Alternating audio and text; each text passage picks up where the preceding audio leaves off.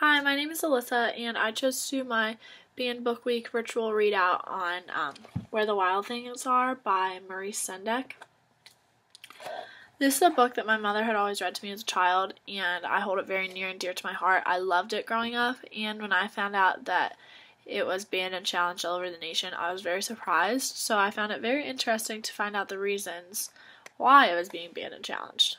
According to bannedbooksworld.edu, Where the Wild Things Are was challenged and banned for being too scary for children. In 1969, psychologists condemned that the book was too frightening and dark because of Max's throwing a tantrum in the beginning of the story. They considered that to be a dangerous behavior, and that Sendak was accused of glorifying Max's bad behavior. The psychologists thought that the book was psychologically damaging for 3- and 4-year-olds, which I found sort of surprising due to the fact that 3- and 4-year-olds have such a big imagination and are very creative that I didn't think that they would find this to be psychologically damaging. I think that they would probably find it to be a very interesting and fun story.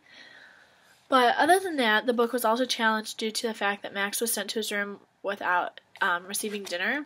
In the book, it says, his mother called him Wild Thing, and Max said, "I'll eat you up," so he was sent to bed without eating anything. Child psychologist Bruno Bettelheim thought that the idea of a mother depriving her child of food was very inappropriate, and that it was an awful form of punishment that it would traumatize young readers. This is one of the reasons that I found to be the most accurate. Sending a child to bed without dinner is a very awful thing, so I felt that this was one of the most accurate reasons why the book was banned and challenged.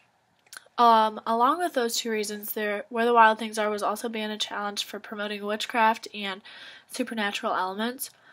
In my opinion, I find this to be the most inaccurate reason for the book being banned. I feel that Where the Wild Things Are is a form of imagination, and children are being forced to grow up way too early in this day and age.